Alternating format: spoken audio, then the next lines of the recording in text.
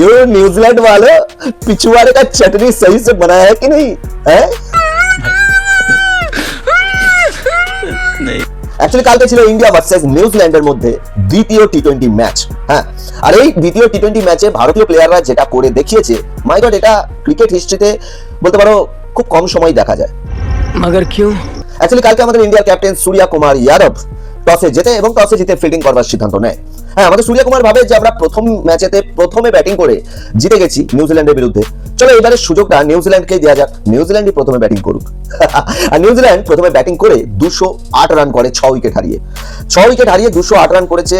রানটা New Zealand যেহেতু করেছে সেহেতু একটু চাপের বিষয় ছিল, কারণ নিউজিল্যান্ড আমরা সবাই জানি যে নিউজিল্যান্ড ভারতের জন্য কিছুটা কালো বিড়ালের মতো, রাস্তা ঠিক কোনো না কোনো ভাবে কেটে দিয়ে যাবেই যাবে, আর এটাই আমরা ভাবছিলাম।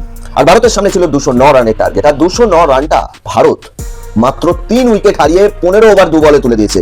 মাই গড, खत्म, bye bye, tata, good bye, गया।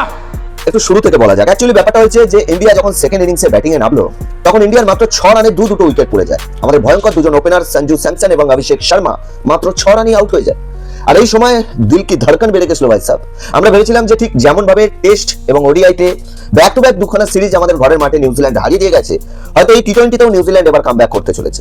কিন্তু না, সেই জায়গায় মাথা উঁচিয়ে দাঁড়িয়েছিল আমাদের ক্যাপ্টেন সূর্য কুমার যাদব এবং ঝাড়খণ্ডের নজওয়ান বান্দা ঈশান কিষান। হ্যাঁ, সূর্য কুমার যাদব এবং ঈশান কিষান যেটা করে দেখিয়েছে, মাই গড, সিরিয়াসলি একবার স্যালুট হোক ইয়ার, স্যালুট হোক। নেতাজি সুভাষচন্দ্র বোসের জন্মদিন ছিল কালকে, 23শে জানুয়ারি ছিল, আর এই 23শে জানুয়ারির দিনে আমাদের মানে ইন্ডিয়ান প্লেয়াররা হিস্ট্রি ক্রিয়েট করে দিয়েছে, হিস্ট্রি ক্রিয়েট করেছে। নিউজিল্যান্ড হয়তো কোনো টিমের বিরুদ্ধে এতটা লজ্জাজনকভাবে কখনো হারেনি, কখনো নয়। কালকে ঈশান কিষান করে 32 বলে 76 রান এবং আমাদের ক্যাপ্টেন সূর্য কুমার যাদব করে 37 বলে 82 রান। ওই হয়ে হয়ে একটা জোরদার তালিয়া হোক ইয়ার, জোরদার তালিয়া হোক। এবং শেষে এসে ফিনিশিং দেয় শিবম দুবে 18 বলে 36 রান। তবে ভাই কালকে নিউজিল্যান্ড 7 উইকেটে হেরেছে এবং 28 বল বাকি থাকতে হেরে গেছে। একবার ভেবে দেখো যে নিউজিল্যান্ড 209 রানের টার্গেট দিয়েছিল ইন্ডিয়াকে, আর সেই টার্গেটটা 15 ওভারে চেস করে দিয়েছে। যদি আরো 50টা রান বেশি করতো, যে লেভেলের ভারতীয় প্লেয়াররা যে লেভেলের ফর্মে ছিল, 50-60 রান আরো তুলে দিত ভাই। 250 রানের উপরে টার্গেট দিলেও মানে ইন্ডিয়ান প্লেয়াররা হাসতে হাসতে তুলে দিত। तेरा बाप यहाँ छोड़कर गया था कि तेरी माँ? এটা সূর্য কুমারের গ্যাং, এটা সূর্য কুমারের গ্যাং। সূর্য কুমারের কিছু থাক না থাক, একটা রেকর্ড আছে যে সূর্য কুমার যাদব যবে থেকে ইন্ডিয়ান ক্রিকেট টিমের অর্থাৎ টি20 টিমের যবে থেকে ক্যাপ্টেন হয়েছে, তবে থেকে এখনো পর্যন্ত একটাও সিরিজ হারেনি। এটা ভুলে গেলে চলবে না। আর হ্যাঁ, আরো একটা জিনিস প্রমাণ হলো যে সূর্য কুমার যাদব বলেছিল প্রেস কনফারেন্সে যে আমি আউট অফ ফর্ম নেই, আমি আউট অফ রান আছি। এটা প্রমাণ করে দেখালো কালকে 37 বলে 82 রানের ইনিংসটা খেলে, যে সত্যি Surya Kumar Yadav out of form নেই, Surya Kumar Yadav out of run ছিল, আর যে রানটা অলরেডি কালকের ম্যাচে নিউজিল্যান্ডের বিরুদ্ধে পেয়ে গেছে। আর এটা আমাদের কাছে সবচেয়ে সুবিধাজনক বিষয় হলো, কারণ সামনেই আসছে টি20 ওয়ার্ল্ড কাপ, আর এই টি20 ওয়ার্ল্ড কাপের আগে সূর্য কুমার যাদবের ফর্মে ফেরাটা খুবই জরুরি ছিল, যেটা অলরেডি হয়ে গেছে। তবে যাই হোক, ভালো লাগলো যে ঈশান কিষান এবং সূর্য কুমার যাদবের খেলাটা দেখে।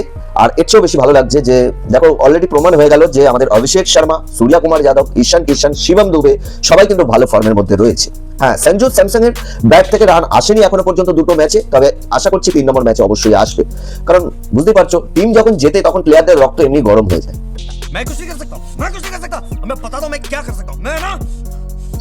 তবে যাই বলো ভাই, কালকে জেকলি ফোক্স বলে যে বোলারটা রয়েছে নিউজিল্যান্ডের, যে লেভেলের পিটাইটা পেয়েছে ভাই, মানে 3 ওভারে 67 রান দিয়েছে, 3 ওভারে 67 রান। তুমি যদি ইকোনমি হিসাব করে দেখো, প্রায় 22 রানের উপরে দিয়েছে প্রতি ওভার। মানে যে লেভেলের, মানে জেকলি ফোক্সের হেগড়ি বের করে নিয়েছে সূর্য কুমার যাদব এবং ঈশান কিষান মিলে। তবে যাই হোক, এইভাবেই জিততে থাকুক টিম ইন্ডিয়া। আর যে এই লেভেলের ফর্মটাকে যদি ধরে রাখতে পারে, অবশ্যই 2024 কেন 2024-এ আমরা টি20 ওয়ার্ল্ড কাপ পেয়েছিলাম, 2026-এও টি20 ওয়ার্ল্ড কাপ আবারও পাচ্ছি, এ বিষয়ে কোনো সন্দেহ নেই, কোনো সন্দেহ নেই। বাকি চলো, তোমাদের ভিডিও কেমন লাগলো অবশ্যই কমেন্ট করে জানিও, আর সাথে এটাও জানিও যে টি20 ওয়ার্ল্ড কাপেতে সবচেয়ে বড় ইনিংস, সবচেয়ে বড় টিমের বিরুদ্ধে সবচেয়ে বড় ইনিংস আমরা কোন প্লেয়ারের ব্যাট থেকে দেখতে পাবো। ওকে, মানে বুঝতে পারছো, সবচেয়ে বড় টিম আমি মনে করি যে টি20 ওয়ার্ল্ড কাপের সবচেয়ে বড় টিম ইন্ডিয়া, এবং তারপরে যদি তার সবচেয়ে বড় প্রতিদ্বন্দ্বী বলে কেউ থেকে থাকে, সে হলো অস্ট্রেলিয়া।